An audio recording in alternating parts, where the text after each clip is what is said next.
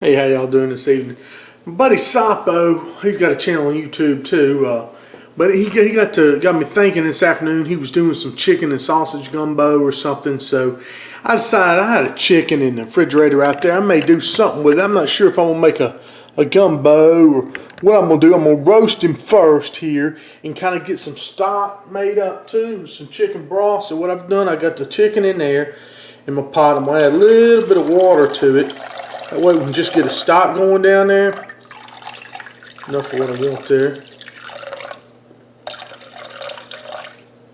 I'll add some more later. I got some of this bezels, this lemon bezels. Some real good stuff, y'all. And see underneath this breast, the breast is the main thing I'm going to use. I got some, the back and the neck and all that stuff. So, we'll just let all that just cook down there. Don't really worry about it. I've got a little bit of kosher salt we're going to throw on here. Because that bezels ain't got much salt in it. That's good. It ain't too salty. You can see I put some rosemary on there. Now I'm going to put this in the oven just like this on about 400. I'm going to let that skin crisp a little bit around there. Let it brown some. And then we'll switch it out. We'll put the top on. I may add some more water and get some more stock. Cook the rest of the chicken. Got just a couple things before I stick them in there. I'm going to take a little bit of olive oil and go over that skin. There's just a little bit. There's just a little oil there on that skin. Also got some pats of butter. A little bit of butter on there. Like get some brown action and stuff like that. That'll be real good, y'all. Go back in the oven with it. 400 degrees. Y'all, the chicken's been in the oven for a while with the lid off the pot. It's at 132 right now. So what I want to do now, I just want to get a little bit of browning on that top skin, and I just didn't want to boil the whole chicken. So let's take it out and check it. Oh wow, look at that, y'all. Isn't that gorgeous? And you just smell that. It's just beautiful. I'm going to turn it on the heat here on the stove top. I'm going to turn it on the low heat. What we'll do now is I'll cover it up, put the lid on, and we'll just let it simmer like that. The chicken breast is hit about 160. Go ahead and check that. Look at that beauty. That is a beauty right there, y'all. And I'm going to go ahead and cut this off, because that's all where I want to be, about 165, 160 on that breast meat right there. Just let this kind of simmer down for a minute. You know what I'm going to do? I got a glass pan over here. I'm going to just go ahead and lift this chicken meat out of here, and we're going to go ahead and strain the broth off. So we'll just take the chicken right here, the breast. Part that I'm interested in using for the meat here, mainly. We'll set that over here in my tray. Let's see, I've got a leg here. That's good. That'll be some meat too. Looks like another leg over here. I'll set that aside. Now, I'm not worried about this back. We'll just get that out of here. Won't use the back. Now I'm going to strain this off here. We're going to use that good broth. I'm just going to strain that broth out through the strainer into this glass pan.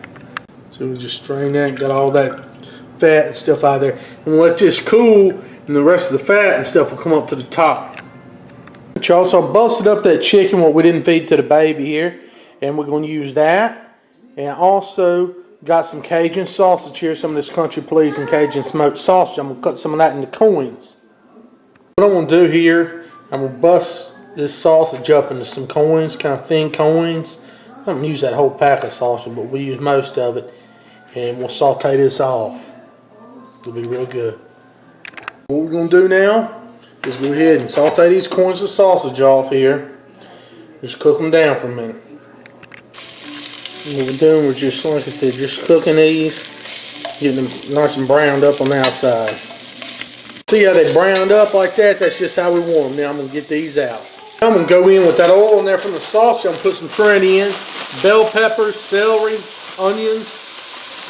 Got a little parsley shred in there. Let's just get some of this in here, about a cup or so. Let that saute. Now that my vegetables have cooked down like that trinity, I put in a little pat of butter. We'll melt that down into here. It's going to help to further kind of deglaze the pan a little bit. But see, we got all the onions and bell peppers and celery all cooked down. That's real good there. That's what we want. I'm going to throw that sausage back in too. Put that sausage right there. Alright, we're going to kind of simmer this. I've turned it down to low temperature. About low now. Just stir this around just for a few minutes. Melt that butter. Get everything to sizzling again. Alright, so I've stirred in. Got that sausage simmering there too. Now I'm going to put that chicken back in. Remember the chicken we had? Pulled it all apart off the bone and everything. Oh shit. We're dropping stuff here. Ow! Alright, let me get that stirred in.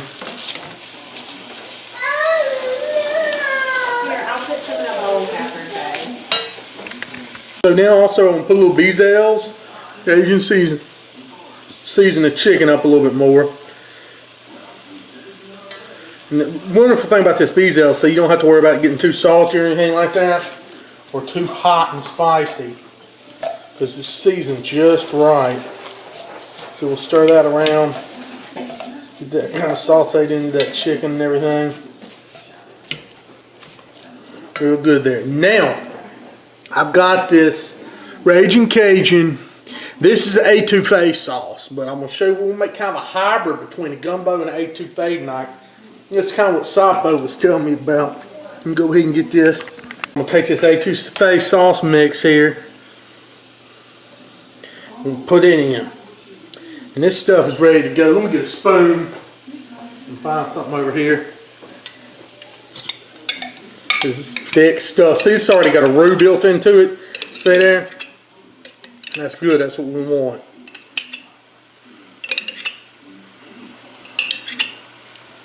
Right. So there we go. And actually, I'm going to take this jar, put a little bit of water in it.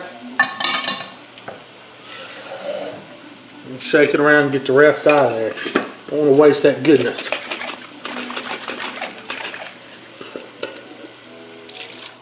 Alright, so let's stir this up. Get everything mixed in. Hope y'all can see good here. That mixed in now to this, I'm going to add these rustic cut Dave Fratelli tomatoes. Just a little bit of them. I had some left from last night. An ounce or two. Probably about 5 ounces there. These will be real good in this stuff here. Give it some of that Creole flavor. You know, add tomato to it.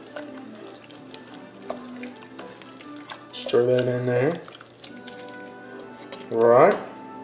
Turn my heat up a little bit to about medium.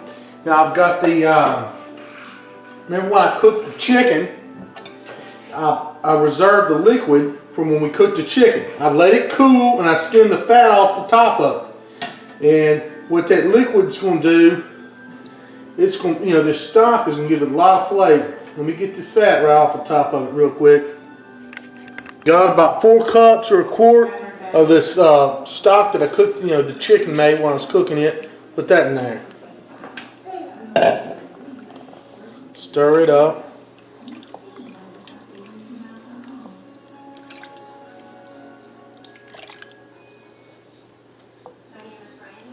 That's beautiful right there. Let that there. One more ingredient. This Ragin Cajun gumbo mix here.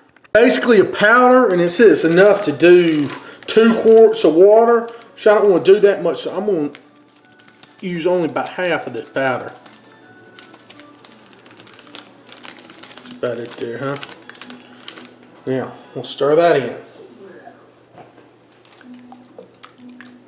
In fact, let me get a whisk. I'll get a whisk somewhere here.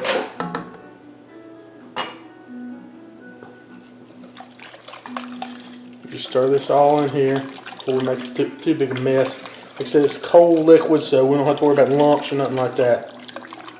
I haven't had a chance to get hot yet.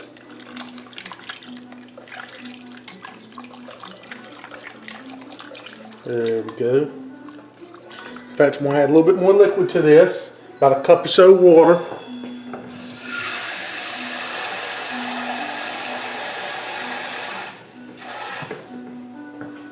About 2 cups of water there. There we go. You can always add more water. And we're just going to stir that in. Oh, that's going to make a good, I don't know what we're going to call this. Half gumbo, half etouffee. Well, I asked Sapo what he calls it. Anyway, so let's just stir that in there. We're going to let this simmer for about an hour. You know, just as soon as it comes to simmer, it needs to cook here for about an hour. And this stuff's going to be good, y'all. I'm telling you. Real good. Now, I've been stirring occasionally here. Now I'm seeing it start to bubble. I'm going to go ahead and turn the heat down. And this is going to let it just simmer here for an hour. Just add a cap full of this right here. I'm about to stir it in. Sapo told me this is, he puts this in his too. It just gives it a little bit better color. So like I said, just put a cap full of this kitchen bouquet in here. And, oh yeah, look at it. It's turning a little bit more brown. That's nice. Okay, so we'll let that roll. Y'all know we've been simmering for about an hour now. Let's try some of this wonderful gumbo / etouffee here. Oh, look at this stuff. Man, all full of chicken and sausage. So rich. Deep color to it.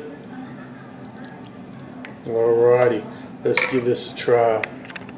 Y'all, so let's try some of this gumbo / etouffee that Lyndon Sapo possessed me to make here tonight. It looks really good. It smells awesome too, y'all. To give this a try. Real rich smelling.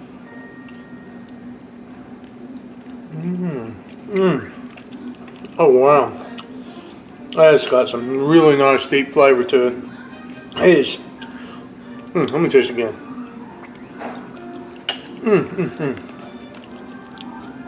Oh, that really is good. It is a little bit thinner, kind of like a gumbo.